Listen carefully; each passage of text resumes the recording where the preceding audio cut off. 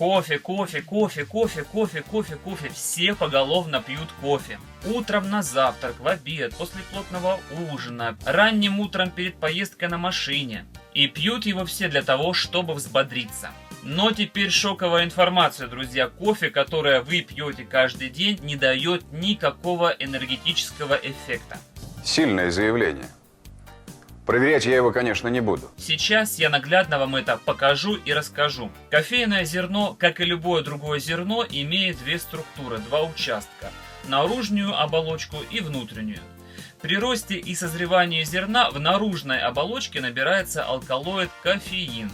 Во внутренней оболочке алкалоид теобрамин. Когда мы варим кофе из цельного зерна, в нашем напитке присутствуют оба алкалоида, кофеин и теобрамин соответственно. После выпивания нашего напитка кофеин начинает сразу действовать, и эффект его длится 20-25 минут. Он сужает сосуды всех органов, кроме почек. Сосуды почек, наоборот, расширяются. Поэтому во всех органах повышается артериальное давление и улучшается кровоток в почках. Почки начинают лучше кровоснабжаться, и через какое-то время человек идет в туалет и начинает мочиться белой, прозрачной мочой, как вода. Примерно через 20-25 минут эффект кофеина заканчивается и переходит в следующая фаза, начинается эффект теобрамина. Эффект теобрамина гораздо медленнее. Теобрамин расширяет все сосуды, а почечные сужает. Во время теобраминовой фазы сосуды расширяются, давление понижается и ухудшается почечный кровоток. Через какое-то время человек начинает чувствовать тянущие боли внизу спины. Поэтому в приличных, хороших, дорогих кофейнях обычно приносят вместе со стаканчиком кофе еще и стакан воды. А в простых кофейнях, вы это можете сами наблюдать, приносят только одно кофе. То есть, когда вы сидите в кафе, общаетесь с человеком, собеседником или отдыхаете, и в течение 20-25 минут после употребления кофе, когда у вас начинаются проблемы с водно-солевым обменом в организме, вы выпиваете стаканчик воды, ваши почки не так сильно начинают травмироваться. И они не впадают в фазу нарушения кровотока. В общем, сейчас мы поговорили про цельнозерновой кофе, надеюсь, здесь все понятно. Но обычно зерна слущивают вот эту вот полезную оболочку, кофеиносодержащую, для приготовления медицинских препаратов, таких как цитрамон, аскофен, а также для новомодных энергетических напитков. А вот внутренняя оболочка зерна идет как раз таки на приготовление гранулированного и растворимого кофе. То есть, по сути, весь магазинный кофе, который, наверное, есть в каждом доме, он без кофеина. Вне зависимости от цены, качества, названия бренда, разрекламированности. Этот кофе не приносит никакого эффекта. Он давление не повышает, энергии не дает, бодрости не ощущается, а после такого кофе постоянно хочется расслабиться и спать. Если замечали за собой такое, то прямо сейчас поставьте лайк, посмотрим, сколько таких людей. Даже я знаю многих людей, которые пьют кофе перед сном и прекрасно высыпаются. То есть, смотрите, кофеиновый бодрящий эффект вы чувствуете только при употреблении цельнозернового кофе. Но через 20-25 минут у вас начинается теобраминовая фаза, и если которая длится около часа. И если вы вовремя не выпьете стаканчик воды, то у вас будет наблюдаться апатичное состояние, депрессия и упадок сил.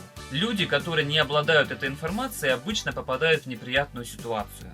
Например, покупают себе самый дорогой кофе, логично полагая, что чем дороже, тем качественнее. Пьют его по утрам, чтобы взбодриться, а в итоге получают обратный эффект и все утро ходят вялые и подавленные. Честно сказать, не хочется комментировать эту ситуацию. Конечно же, все их мысли об обеденной паузе, чтобы еще раз попить кофе и, наконец-то, привести себя в порядок, взбодриться. И получается такой замкнутый круг. Человек в итоге выпивает в течение дня 3-4-5 кружек кофе, в итоге он насилует свои сосуды, а также убивает почки. И очень опасно пить кофе перед дорогой. Обычно, когда человек ранним утром выезжает в какой-нибудь дальний рейс, поездку, он берет с собой термосок с кофе. Вначале все хорошо, потому что человек только что проснулся, подвигался, закинул вещи в машину, кофейку попил, сел, и на 20-25 минуте его начинают вырубать. Этот случай называют эффектом 30-го километра. Обычно на 30-м километре вокруг любого крупного города происходят самые крупные аварии с участием дальнобойщиков на больших машинах. Кажется, у меня проблемы. Так что, если хотите быть энергичными и бодрыми, то пейте лучше чай. А лучше пить вообще обычную воду по утрам. Я вот в течение 6 лет не пью ни чай, ни кофе, поэтому чувствую себя прекрасно. Я пью только воду чистую и свежевыжатые соки по утрам. А вообще, я считаю, что кофе это очень маржинальный и прибыльный бизнес. Вы не чувствуете, что вот эту моду употребления кофе нам просто с вами навязали? Посмотрите, сколько кофеин открывается. Сейчас даже в самом маленьком городе можно найти кофейню, в которой можно прийти и выпить чашечку кофе. Принять ванну, выпить чашечку кофе. Я изучал этот вопрос и узнал, что кофе в закупке стоит $3 за килограмм, если вы покупаете от 1 тонны. Соответственно, кофейни, которые покупают десятками тонн, получают еще более интересную цену. На одну чашку кофе уходит примерно 6 грамм зерен.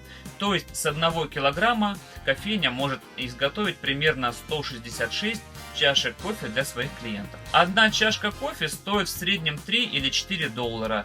Есть, конечно, дешевле цены, есть дороже, но мы сейчас возьмем среднюю стоимость $3. Умножаем 166 чашек кофе на $3, получаем $498 с 1 килограмма кофе. Выгода налицо. Купили за $3, продали за 498. Кто умеет хорошо считать, напишите сейчас в комментариях, какая маржа получается в процентах от такого бизнеса. В общем, друзья, решать вам, пить кофе или не пить. У каждого свой подход, конечно же, к жизни и к здоровью. Но если уж вы хотите взбодриться, то пейте лучше какао. Какао тоже содержит теобрамин, но помимо этого там есть кальций, калий, магний, цинк, фосфор, марганец, железо, молибден, а также витамины группы А и группы В. Если это видео было вам полезно, то ставьте лайк, подписывайтесь на канал, отошлите это видео друзьям в WhatsApp и в соцсетях. Пусть правду о кофе узнают все. Всем пока и удачи!